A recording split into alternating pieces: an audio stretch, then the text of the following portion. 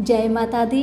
मेरे सभी प्यारे दोस्तों, मैं लक्ष्मी शर्मा बड़ों को चरण स्पर्श, छोटों को प्यार और बराबर वालों को दिल से नमस्कार करती हूँ। आज आप सभी सुनेंगे श्रीमद् भगवद गीता सार अध्याय 17। सभी प्रेम से बोले कृष्ण भगवान की जय हो। अर्जुन कहते हैं, हे भगवान, जो शास्त्र विधि को छोड़कर श्रद्धा के साथ पूजन करते हैं उनकी निष्ठा किस प्रकार से है? सात्विकी है अथवा राजसी है अथवा तामसी है? श्री कृष्ण भगवान बोले, प्राणियों के स्वभाव से ही स्वास्थ्य की, राजसी और तामसी ये तीनों प्रकार की श्रद्धा है। सो सुनो। सात्विकी पुरुष देवताओं को पूजते हैं, रजोगुणी याचो राक्षसों को पूजते हैं और तामसी जन भूतों प्रेतों को पूजते हैं। जो लोग कपट, अहंकार, काम, विषयानुराग और अग्रयुक्त शस्त्र में न कहा हुआ उग्र तप करते हैं, वे मूर्खता से न केवल अपने शरीरस्थ आत्मा को ही नहीं बल्कि मुझे कष्ट देते हैं। उन्हें निश्चय ही असुरी जानिए। जैसे प्रत्येक को 3 प्रकार का आहार प्रिय है, उसी तरह यज्ञ, तप और दान भी 3 प्रकार के हैं, जिनके भेद सुनिए। आयु, सत्व, बल, आरोग्य, सुख और प्रीति को बरसाने वाले रस, घृत युक्त पोषण तथा आनंददायक आहार सात्विक को प्रिय है। कड़वे, खट्टे, नमकीन, गर्मे, तीखे, रूखे, चरपरे तथा दुख, शोक एवं रोगजनक भोजन राजसी लोगों को प्रिय है। पहरों का रखा हुआ अनिरस, दुर्गंध युक्त, बासी, उत्कृष्ट, अपवित्र भोजन तामस लोगों को प्रिय लगता है। यज्ञ करना ही ऐसा मन को दृढ़ करके फल की इच्छा बिना विधि पूर्वक जो यज्ञ किया जाता है सात्विक है। फल की कामना से और लोक दिखाने के लिए जो यज्ञ किया जाता है उसे राजस जानो। शास्त्र की विधि से ही हीन अन्नदान, मंत्रहीन और बिना श्रद्धा के किया हुआ यज्ञ तामसी कहलाता है। देवता, द्विज, गुरु व विद्वान, इनका पूजन पवित्रता, ब्रह्मचार्य तथा अहिंसा का आचरण करना शारीरिक तप है। जिस वाक्य से किसी का दिल ना दुखे, सत्य प्रिय, हितकारी भाषण, स्वास्थ्य का अभ्यास वाचिक तप है। मन की प्रसन्नता, चित्त की शांति, आत्मा का निग्रह तथा निष्पट रहना यह मानसिक तप है।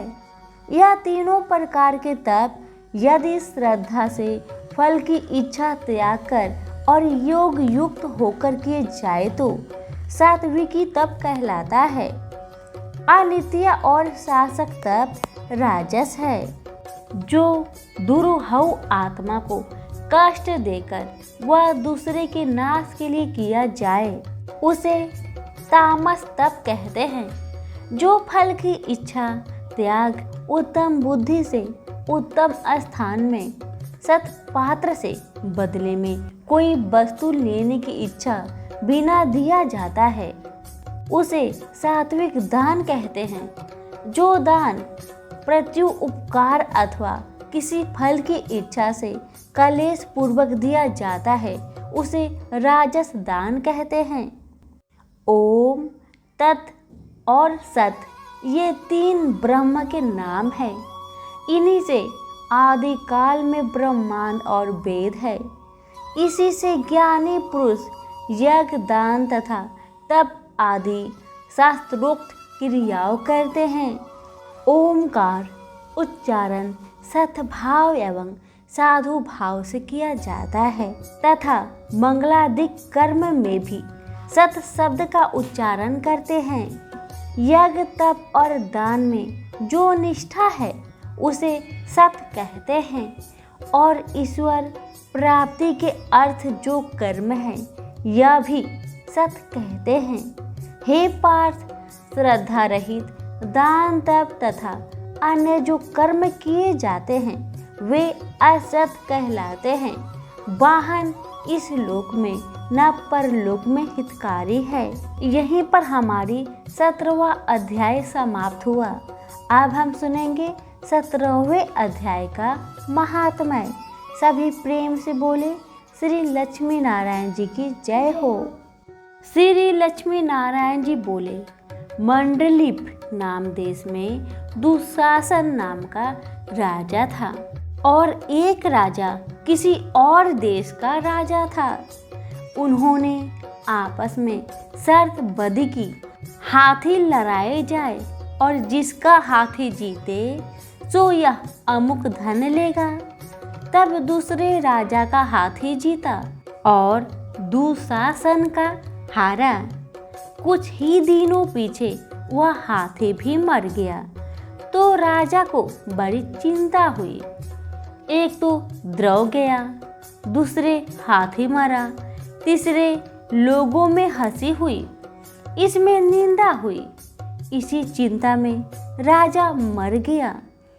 तब यमदूत पकड़कर धर्मराज जी के पास ले गए। राजा ने कहा, यह हाथी के मोह में मरा है, अतः इसको हाथी की योनि दे दो। हे लक्ष्मी, राजा दुशासन संकल्प द्वीप में जाकर हाथी हुआ। वहाँ पर उस राजा के बहुत हाथी थे, जिनमें वह भी था। उसे पिछले जन्म की याद थी। मन में यही बारंबार पछतावा करे कि मैं पिछले जन्म में राजा था, अब हाथी हुआ हूँ। बहुत रुदन करे, खाए पिए कुछ नहीं।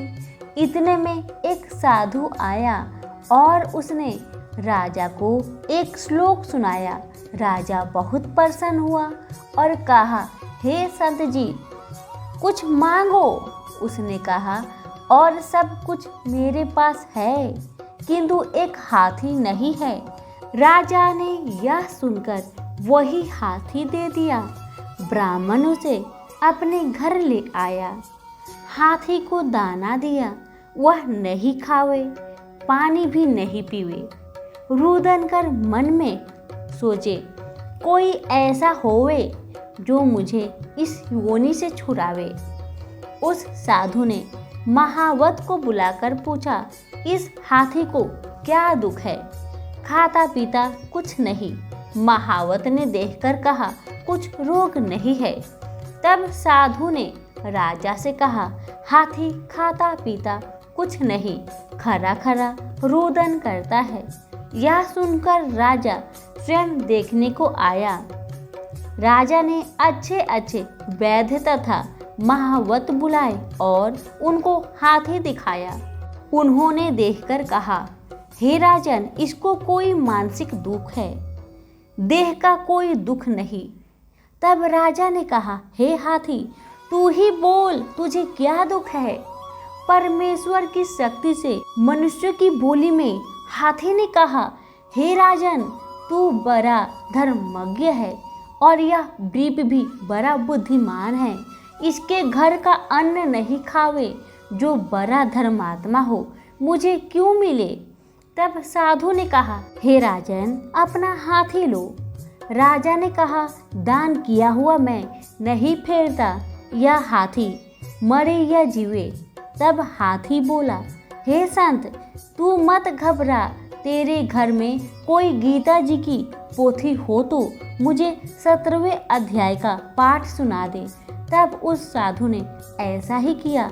हे लक्ष्मी, 17वां अध्याय का पाठ सुनते ही हाथी की देह छूटी, देव देही पाई। स्वर्ग से विमान आया, जिस पर चढ़कर वह बोला, हे राजन, तू धन्य है, तेरी कृपा से मैं इस अधम देह से छूटा हूँ। सभी प्रेम से बोले श्री लक्ष्मी नारायण की जय हो। धन्यवाद।